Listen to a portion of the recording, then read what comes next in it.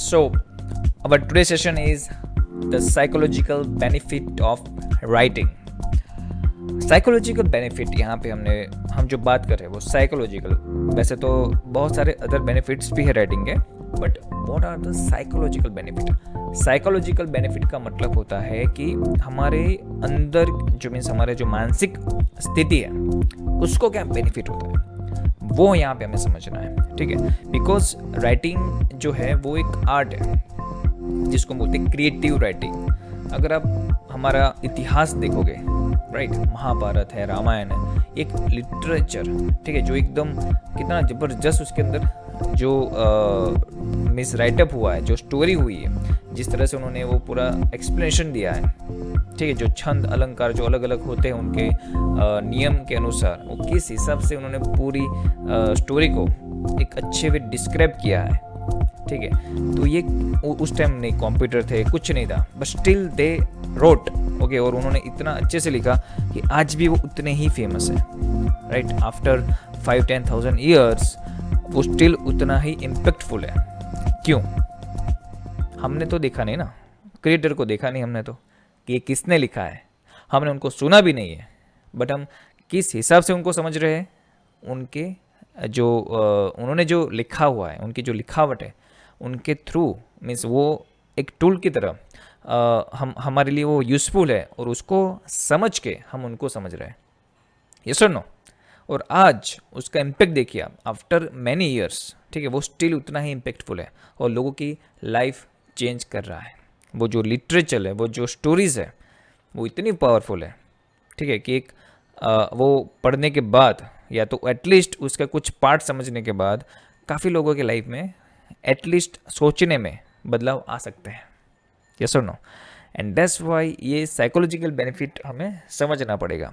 क्योंकि अभी क्या हो रहा है कि लोग लिख रहे हैं, बट वो लिखने के अंदर उतना उतना वो नहीं है, उतनी फीलिंग्स नहीं है, उतने इमोशंस नहीं। नो डाउट काफ़ी लोगों के होते हैं, I am not telling, but जो जनरली हम एजुकेशन की बात करते हैं, जब हम एजुकेशन लेवल पे, ठीक है, तो वो आर्ट मिसिंग है कहीं ना कहीं। जैसे कि हम एसएस में कोई क्वेश्चन लिख रहे हो आप कि डांडी कुछ जो गांधी जी ने किया था उसके बारे में, बट आप जब लिखोगे तब क्या आप एक्चुअली में आपके फीलिंग के साथ लिखोगे कि ये डांडी कुछ वाला क्वेश्चन है एग्ज़ाम में, तो डू यू थिंक कि मुझे ये क्वेश्चन को किस हिसाब से लिखना है? आप किस हिसाब से लिखोगे कि मैडम मुझे अच्छे मार्क कैसे देगी अगर मैं ये क्वेश्चन को एकदम वो डिट्टो लिखता हूँ जो उन्होंने लिखा है, तो शायद मैडम हमें पूरे मार्क देगी। तो ये चीज़ होती है, बट वी डोंट अंडरस्टैंड कि जो डांडी कुछ हुई है, जो वो पूछने का जो रीज़न है, वो पढ़ने का जो रीज़न है, वो समथिंग डिफरेंट। तो हम हमारे अंदर उतने इमोशंस होते हैं कि हम डांडी कुछ का जो क्वेश्चन है जब उसका आंसर लिखते हैं तो क्या हमारे अंदर वो फीलिंग आती है? तो सही में वो एक टेस्ट है, ठीक है, और वो सही में आपने कुछ लिखा, उसका एक इम्पोर्टेंस है। एंड दैट्स द रीज़न हमें यहाँ पे वो समझना है कि ये साइकोलॉजिकल बेनिफिट ऑफ राइटिंग क्या है। बहुत सारी चीज़ों के अलग अलग साइकोलॉजिकल बेनिफिट होते हैं जब हम एक्टिविटी करते हैं। जैसे कि खेलने के कुछ बेनिफिट होते हैं, सिंगिंग के कुछ बेनिफिट हो सकते हैं, लोगों को बात कर मीन्स लोगों के साथ बात करने के कुछ बेनिफिट हो सकते हैं। वैसे ही राइटिंग के कुछ बेनिफिट्स है, और ये अर्ली एज में अगर आप डेवलप कर लोगे तो ये आपको आगे जाके बहुत हेल्पफुल होगा, ठीक है। सो ये कितने बेनिफिट है और कैसे बेनिफिट होता है वो हम देखते हैं। तो अगर हम फर्स्ट बात करते हैं तो it helps organise your thoughts, ठीक है, अवर थॉट्स में भी।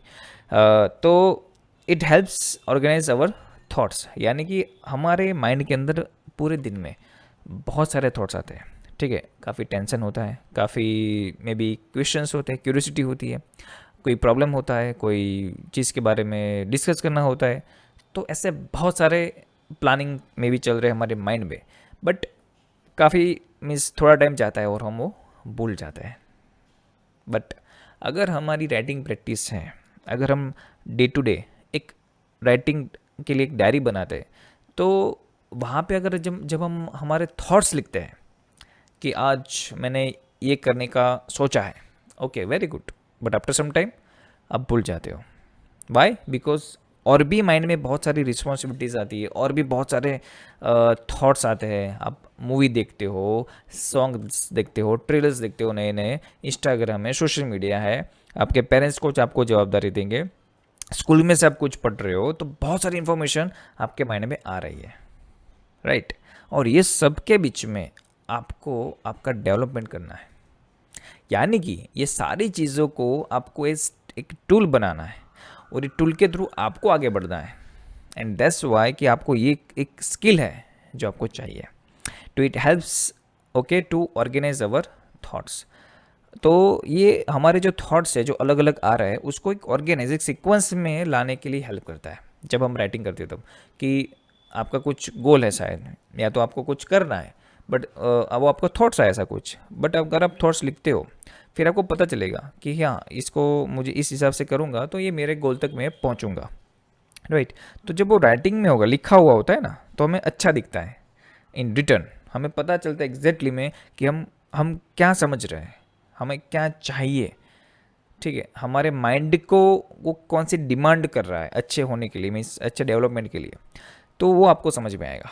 तो ये बहुत सारे थॉट्स आते हैं ना, वो अगर आपको ओवर थिंकिंग जिसको बोलते हैं, जिसका ओवर थिंकिंग का प्रॉब्लम है, ठीक है, मुझे भी पहले ये जब मैं छोटा था तब होता था, लाइक बहुत चीज़ों के बारे में ऐसे सवाल आते थे, अलग अलग चीज़ों के बारे में हम ऐसे खो जाते हैं सोचते सोचते ही, राइट। क्लासरूम में बैठे हैं बट दिमाग तो कहीं और ही चल रहा है, राइट, कि घर पे आज मैंगो है, मज़ा आएगा, राइट, आज मैंगो जूस है, यस, बाद में खेलने जाना है, वो फ्रेंड आज तो टीम है क्रिकेट के साथ, ये फ्रेंड आएगा कि नहीं आएगा, ये टीम आएगी कि नहीं आएगी, राइट। तो बैठे हो आप पढ़ाई करने के लिए बट ध्यान कहीं और है। इसलिए क्लासरूम में भी टीचर्स काफ़ी बार बोलते हैं कि जो भी बोर्ड पे है आप लिखो, ठीक है। लिखने से क्या होता है, आपका अटेंशन रहता है, आपका जो फोकस है, ठीक है, जो आगे आएगा वो आपका जब राइट करते हो तब माइंड को एक टास्क मिलता है कि यहाँ पे ध्यान दो, ये यहाँ पे लिखना है, ठीक है। दैट्स द रीज़न कि वो बट क्या है कि आप शायद डर की वजह से दे रहे हो ध्यान, शायद मे बी आपको अच्छे मार्क लाना है इसलिए आप नोट्स बनाने के लिए दे रहे हो, but you are not giving the focus to learn. But वो कब आएगा, जब आपका धीरे धीरे ये प्रैक्टिस होगा ना, फिर वो एक कंफर्ट जोन में आप आ जाओगे वहाँ पे कि भाई यस, अभी मैं लेक्चर में हूँ तो मुझे पेंसिल या लिखने की ज़रूरत नहीं है, अभी मैं अपना ध्यान फोकस रख सकता हूँ, तब आपका एक लर्निंग चालू होगा, ठीक है। So it helps organise our thoughts, okay. Second है, इट इम्प्रूव्स अवर मेमोरी। जब हम लिखते हैं चीज़ों को तो अब एक बात, सीधी बात है कि जब हम लिखते हैं तब क्या होता है, बहुत सारे थॉट्स आते हैं। वो थॉट्स को जब हम फ्रीक्वेंसी में डालते हैं, एक अच्छी सी फ्रीक्वेंसी में डालते हैं, तो क्या होता है, वो हमें यूज़फुल होता है कुछ प्रोडक्टिव काम करने के लिए, ओके। आई मीन जैसे कि मैंने बात बताई आपको कि अगर मुझे अलग अलग ख्याल आ रहे हैं पढ़ते समय, तो क्या है, बेसिकली मेरा फोकस नहीं है, सिंपल। तो अगर मुझे फोकस इंक्रीज करना है तो मैं लिखूंगा, अगर मैं लिखूंगा तो मेरा ध्यान वहाँ पे रहेगा, अगर ध्यान वहाँ पे रहेगा तो मुझे ऑटोमेटिकली याद रह जाएगा, मुझे याद करने की ज़रूरत नहीं पड़ेगी। एंड दैट्स वाई कि यहाँ पे हमें जब आप कोई भी लेक्चर में हो, या तो अभी भी आप कुछ सुन रहे हो और आप लिख रहे हो, तो तुरंत वो मेमोरी में क्रिएट होता जाता है, क्योंकि वो हमारा अटेंशन ज़्यादातर इंक्रीज हो जाता है कंपेरेटिवली आप ऐसे बैठे बैठे अगर देख रहे हो, ठीक है। एंड दैट्स द रीज़न कि वो हमारा मेमोरी को इम्प्रूव कर रहा होता है। और उसमें बहुत बड़ा साइंस भी है साथ में, क्योंकि हमारा जो लेफ्ट ब्रेन है, राइट ब्रेन है, उसके जो टास्क है वो अलग अलग है, ठीक है। एक ब्रेन क्रिएटिव के लिए काम करता है, तो एक ब्रेन है मेमोरी के लिए, उसके लिए काम करता है। एंड दैट्स द रीज़न कि काफ़ी लोग जो लेफ्ट हैंडेड होते हैं, वो ऐसा माना जाता है कि वो ज़्यादातर ज़्यादा क्रिएटिव होते हैं, ऐसा होते हैं, और राइट हैंडेड होते हैं, उनकी याद शक्ति अच्छी होती है, गवर्नमेंट एग्जाम में काफ़ी, means I am not telling everyone कि ये सबके लिए सेम है, बट ऐसा हो सकता है, मीन्स ऐसा जनरली होता है। तो दैट्स लाइक इफेक्टिव, ये होता है बिकॉज ऑफ द कि आपका जो हैंड है वो दोनों तरह से अगर यूज़ हो सकता है। और काफ़ी लोग होते हैं ना, दो हाथ से लिखने वाले काइंड ऑफ अ वायरस, जो हमने 3 Idiots मूवी में देखा था, राइट। तो या वहाँ पे मेमोरी भी होगी और क्रिएटिविटी भी होगी। तो yes, it help us to improve our creativity as well as memory. तो that's how it will benefit psychologically. It fires up our creativity, जिसकी हम जस्ट बात कर रहे थे. क्रिएटिविटी क्या है बेसिकली? क्रिएटिविटी का मतलब ऐसा नहीं जो चीज़ है उसको बनाना. क्रिएटिविटी का मतलब है जो चीज़ नहीं है उसको बनाना, या तो जो चीज़ ऑलरेडी है उसको अलग तरीके से देखना और नया सॉल्यूशन लाना. ठीक है, उसको बोलते हैं हम क्रिएटिविटी. तो क्रिएटिविटी एक आर्ट है. ठीक है, तो क्रिएटिविटी कैसे आती है? तो जब हम अलग अलग चीज़ों को अलग अलग तरीके से ड्रॉ करते हैं, समझते हैं, अलग अलग जो शेप्स है, डिफरेंट शेप्स को हम ऑब्जर्व करते हैं. ऑब्जर्व करने के बाद जब हम उसको एक ड्राइंग के हिसाब से, राइटिंग का मतलब ऐसा नहीं सिर्फ लिखना, साथ में एक ये भी आ गया. ठीक है, जो भी हम पेंसिल और पेन के साथ करते हैं ड्राइंग के लिए, तो it's also attach to it. Still improve our creativity as well, क्योंकि हम कुछ ना कुछ नया ड्रॉ करते हैं, माइंड में फ्लो बनता है, एक फ्लो आ जाता है कि यस अभी नेक्स्ट मुझे ये ड्रॉ करना है, नेक्स्ट ये ड्रॉ करना है.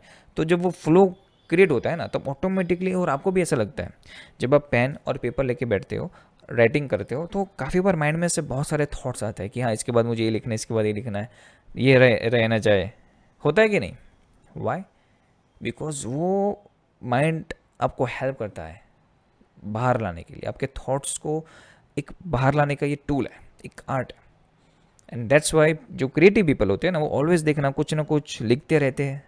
Either they are they are just कभी भी बैठे हैं तो ड्राइंग करते होंगे, क्योंकि उनके माइंड में ऐसे ही थॉट्स आते हैं बार बार. हमें ऐसा लगता है यार इनको इतने थॉट आते कहाँ से, नए आइडियाज़ आते कहाँ से, इतनी नई डिज़ाइन आती कहाँ से. It just naturally it's comes, right. हम नेचर के साथ उतना फ्रीक्वेंसी में हो जाते हैं कि फ्लो के थ्रू सब कुछ हमारे अंदर से वो बाहर निकलता है, पास होता है. And that's why it really helpful. Okay, और ये जो क्रिएटिविटी है ना, it's directly attach to God.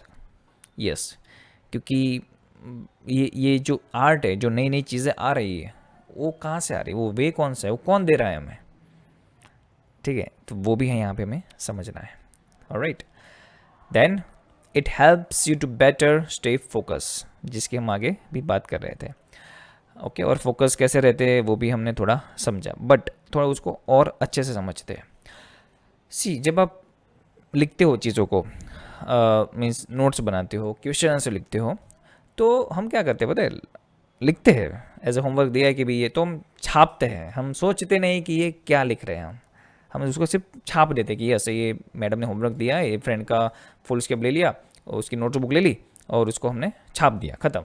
और मैडम को दिखाया, मैडम ये लो रेडी हो गया, आप साइन करो, बात ख़त्म, और मुझे 1 करोड़ दे दो. होता है कि नहीं? बट इसका मतलब क्या? इसका प्रोडक्टिविटी इसमें कहाँ है? कुछ है नहीं, राइट. बट यहाँ पे अगर हम जो क्वेश्चन आंसर है, ठीक है, या जो भी आप पढ़ रहे हो, या तो जो भी आप लिख रहे हो ना अपनी डायरी में, या तो may be in your notebook, notes बनाने के लिए, तो जब आप एक्चुअली में सोचते हो क्वेश्चन आंसर के बारे में और आप लिखते हो, ठीक है, जैसे कि आप एक ट्राई करना, नॉर्मल आप घर पे भी ट्राई कर सकते हो. क्वेश्चन आंसर आप पढ़ के लर्न कर रहे हो, मीन्स एक क्वेश्चन पढ़ा आपने और आपने उसको लर्न किया, ठीक है. फिर आप थोड़ी बार, मीन्स मे बी 2 आवर्स के बाद या तो 2 वीक्स के बाद उसको याद करने का ट्राई करना. मेजॉरिटी चांसेस है कि अगर आपकी मेमोरी अच्छी नहीं है पहले से, तो आप भूल जाओगे, राइट. और ये मेजॉरिटी केस में होता है, सब स्वामी विवेकानंद की तरह नहीं होता है. स्वामी विवेकानंद जी ने भी ये आर्ट डेवलप किया था. ओके, दैट्स हाउ उन्होंने एक बार में ही सारी चीज़ें याद रह जाती थी. वो एक आर्ट है जो सब लोग सीख सकते हैं. बट ये जो यहाँ पे हम बात कर रहे हैं जो आपके लेवल पे, तो उसमें क्या है कि अगर आप क्वेश्चन को समझ के जब आप राइट करते हो ना, तब आप वो क्वेश्चन के बारे में कंटिन्यूस सोचते हो, तो इसी की वजह से आपका जो फोकस है वो इंक्रीज होता है. और जो भी आप समझ रहे हो पढ़ के, क्वेश्चन पढ़ के और लिख रहे हो, वो माइंड को पता होता है कि ये क्वेश्चन का आंसर क्या है और कैसे लिखा है और कितना लिखा है और उसके अंदर कौन कौन से कीवर्ड्स है और उसका सेंटेंस स्ट्रक्चर कैसा है. तो ये सारी छोटी छोटी चीज़ें ना वो ध्यान रखता है, इसीलिए वो हमारा जो फोकस है वो ऑटोमेटिकली वहाँ पे चला जाता है कि हाँ ये क्वेश्चन है, उसका आंसर ये है, क्या आएगा. फिर अगर ढूंढना पड़ता है, नहीं मिलता है, या इधर रेफरेंस के लिए आपके अपने फ्रेंड की बुक ले ली, फिर उसमें से एक बार देख लिया, तो उसको समझो फिर उसको लिखो आप, ठीक है. तो इससे आपका जो फोकस है वो मेंटेन रहेगा. Then writing leads to better thinking and communicating. जैसे जैसे आपकी क्रिएटिविटी बढ़ेगी उसमें आपका जो थॉट्स है, थिंकिंग पावर है, वो भी बढ़ेगा। जनरली क्या होता है, अगर स्कूल में कोई मैडम आपको क्वेश्चन पूछे कि भाई एक्सप्लेन फोटोसिंथेसिस, तो there are many answer to कि भाई इस तरह से सनलाइट आती है, वो लीफ के ऊपर आती है, फिर फोटोन से वो एडीपी प्रोसेस होती है, ATP ADP, and after that chlorophyll से उनका पूरा क्रोमोसोम से वो पूरा बनता है। तो ये पूरी प्रोसेस है, बट क्लास 5th में शायद उसका आंसर अलग होगा, एंड क्लास 10th में वही क्वेश्चन का आंसर अलग होगा। Why? Because as you are growing it you have to improve your thinking, but उसके वेज अलग अलग है, और उसमें से वन वे है टू राइटिंग, कि राइटिंग से आपका थिंकिंग पावर भी इंक्रीज होता है। एंड कम्युनिकेट, यानी कि आपका जो कम्युनिकेशन है वो भी अच्छा होगा, because now your thoughts is good, focus is good. तो जब आप बात कर रहे होते हैं ना, तब आप वो फ्लो में जा रहे हो, आपके हाथ में है वो बात करने का तरीका। काफ़ी बार लोग गुस्सा हो जाते हैं, काफ़ी बार लोग नर्वस हो जाते हैं, काफ़ी बार लोगों को पता नहीं होता है वो क्या बोल रहे हैं, उनको पता ही नहीं होता, फिर उनको पता चलता है यार ये तो मैंने फालतू की बात कर दी मुझे ये बात यहाँ पे नहीं कहनी चाह रही थी। Why? Because they don't know how to control their thoughts, because हमारा ट्यूनिंग नहीं होता माइंड और टंग के बीच में, और ये जब ट्यूनिंग नहीं होता ना तभी ये सब चीज़ें होती है, झगड़े वगैरह, या तो जो आंसर देना, इंटरव्यू में फेल हो जाना, ये सब क्या है, यही दिक्कत है। आज जीपीएससी यूपीएससी में क्या हो रहा है, क्यों लोग वहाँ पे एग्ज़ाम्स लेते हैं, राइटिंग की एग्ज़ाम लेते हैं, वो टेस्ट क्यों लेते हैं पता है कभी? उनमें 2-3 क्वेश्चंस ऐसे लंबे लंबे होते हैं कि उनको बहुत प्रैक्टिस करनी पड़ती है। वो क्यों करनी पड़ती है? बिकॉज बचपन से अगर वो नहीं किया है तो उनको कम साल में, means they have very few years, 2-3 साल में उनको अगर कुछ आईपीएस आईएएस ऑफिसर बनना है, तो वहाँ पे उनको ये क्वेश्चन आंसर लिखने के जो आर्ट है वो आना चाहिए, because they are looking for something new. उनको ऐसा चाहिए कि ये जो क्वेश्चन का आंसर है वो थाउजेंड्स ऑफ पीपल लिख रहे हैं, पर उसमें यूनिकनेस क्या है, इन्होंने ऐसा क्या लिखा है कि उनको हम सिलेक्ट करें, और उसकी अलग अलग टेस्ट होती है, और वो टेस्ट को क्लियर करना पड़ता है अगर आपको ऐसा कोई अच्छे ऑफिसर बनना है। Even in your career as well, आप कोई बिजनेसमैन हो या तो कोई भी हो, आप तो कम्युनिकेशन तो वहाँ पे भी रहेगा, ईमेल के थ्रू, मे बी लेटर के थ्रू, राइट? बैंक में से भी काफ़ी लेटर आते हैं, वो क्या होता है, वो लेटर पढ़ के आपको लगता है कि यार they are giving best services, they are giving best appreciation, right? तो ये सब जो है वो पावर है, पावर ऑफ कंटेंट, ठीक, जो हम कभी समझेंगे, इसके ऊपर भी सेशन लेंगे शायद। तो पावर ऑफ कंटेंट क्या है? वो एक राइटिंग की प्रैक्टिस है, राइटिंग से ही वो कंटेंट का डेवलपमेंट आएगा आपको, क्योंकि आपकी थिंकिंग इंप्रूव होगी ना, तो वहाँ से आपका कम्युनिकेशन भी इंप्रूव हो सकता है। एंड दैट्स द रीज़न कि writing is also another tool to improve your communications. और ये जो चीज़ है ना, वो काफ़ी लोगों के अंदर आजकल मिसिंग है। लोगों को अगर बोले कि भी 5 लाइन लिखो अच्छे से आपके बारे में, they are just writing their introduction in 6-7 standard students, तो वो मेच्योरिटी के हिसाब से उनका इंट्रोडक्शन रहता है। But there are many ways to give introduction, but उसकी प्रैक्टिस नहीं, थॉट्स नहीं है, फोकस नहीं है, एंड दैट्स द रीज़न हम काफ़ी बार क्रिएटिव है सोच ही नहीं रहे, राइट? सो हमारे अंदर बहुत सारी क्रिएटिविटी है, और वो क्रिएटिव लाने का ये तरीका है, एक टूल है, and that's why writing is really benefits to us. Okay, puzzle time कितना आएगा? 300. 300, right? Let's move on. Writing makes you happier. आप देखोगे कि जो बुज़ुर्ग लोग होते ना, वो उनकी एक हैबिट रहती थी पहले कि वो कुछ ना कुछ लिखते रहते थे, ठीक है? उनकी एक हॉबी होती थी, हॉबी हुआ करती थी, ठीक है? वाई? बिकॉज राइटिंग से क्या होता है, आप अपने आप से बात कर रहे हो, एक्चुअली आप फील करना, जब आप एक्चुअली में राइटिंग कर रहे हो ना, तब means not I am talking about school का homework, okay, but actual writing, यानी कि जब आप ऐसे ही बैठे हो और लिखो, बस ऐसे लिखो, आप जो भी माइंड में आ रहा है थॉट्स लिखो, आप कि क्या चल रहा है मेरी लाइफ में, मुझे लाइफ में क्या करना है, मुझे कौन सी बातें अच्छी लगती है, तो ये सारी बातों को एक क्वेश्चन के हिसाब से आप जस्ट लिखो, जो भी माइंड में आ रहा है।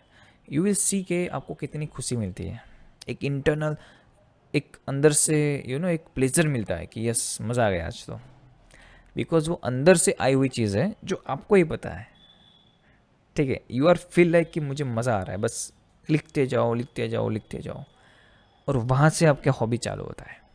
ट्राई करके देखो कभी खुद से, ठीक है। इट फोर्सफुली नहीं लिखना है, एक फ्लो में लिखना है, और फ्लो आने में थोड़ा काफ़ी बार टाइम भी लगता है, but still fine, you will get that, because our brain system is stress है, ठीक है। आवर स्ट्रेस का जो प्रोसेस होता है वो भी सबका सेम है, तो उसका रिलीज होने का भी फॉर्मूला वही है। इसलिए राइटिंग जो है वो एक आपको नेचुरली स्ट्रेस रिलीव करने में हेल्प करता है, ठीक है। जब भी आपको कुछ बहुत बड़ा प्रॉब्लम है, यार आज तो पता नहीं मेरा दिमाग काम नहीं कर रहा है, आज तो यार इसके साथ झगड़ा हो गया, यार आज तो डैड ने बोल दिया रिजल्ट अच्छा नहीं आया, okay stop and now take a notebook और diary, start writing.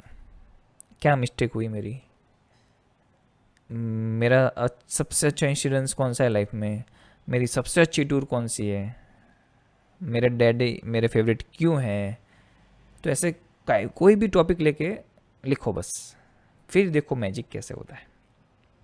Okay, so try at least one time, फिर मुझे बताना आपका ये एक्सपेरिमेंट आपके साथ, अपने खुद के साथ कैसा रहता है। Okay, and this is the last one but main point, it leads to increased gratitude, यानी कि ये हमें ग्रेटिट्यूड शो करने में, because see when you do writing, अब जब राइटिंग करते हो right, when you do write, तो क्या होता है कि आप लोगों को याद करते हो, ठीक है। आप अपनी मिस्टेक्स को करेक्ट करने का ट्राई करते हो, एंड दैट्स वाई आप कहीं ना कहीं जो आपकी मिस्टेक हो गई उसका प्रायश्चित करने के लिए आपको कुछ विचार आएंगे कि यार ये गलती हो गई, मुझे ये नहीं करना चाहिए था, चलो मैं उनको जाके सॉरी बोल देता हूँ, या तो मैं उसके लिए ये करता हूँ, ठीक। बट ये सोच कब आएगी, जब आप ओवर थिंकिंग से ये थिंकिंग नॉर्मल थिंकिंग में आ जाओगे तब, और ये वहाँ पे आपको काम आएगा। ऐसे बहुत सारे अदर टूल्स भी है, but this is one of it, ठीक है, it is one of them. तो ये जो टूल है वो आपको इस तरह से हेल्प करता है। तो जो ग्रेटिट्यूड है वो कैसे आता है, तो आप जब जैसे कि आप मैंने बोला कि डैड के बारे में लिखो, तो आप जब डैड के बारे में लिखोगे तो आपको पता चलेगा कि वो कितनी मेहनत करते हैं, वो कितनी पूरे दिन प्रयत्न करते हैं आपकी स्टडी के लिए, आपके क्लोथ के लिए, आप Yes. अच्छा बनो इसकी वजह से, उसके लिए तो पूरा दिन वो मेहनत करते हैं। आपकी मम्मी पूरा दिन सुबह से आपसे पहले उठ के पूरा काम ख़त्म करती है, आपको खाना बना के देती है, सब कुछ रेडी होता है।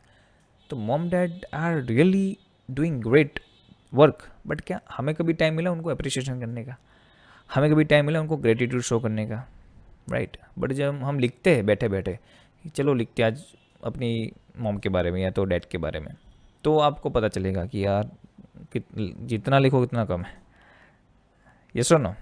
And same like Yes, sir. God, same like a God, God को भी अगर हम लिखें उनके बारे में कि उन्होंने ही हमें ये माइंड दिया, राइट, इंटेलेक्चुअल दिया, मॉम डैड दिए, ये एक कल्चर दिया, राइट। तो बहुत सारी चीज़ें जब हम उनके बारे में लिखेंगे तो भी हमें अंदर से होगा यार थैंक यू गॉड।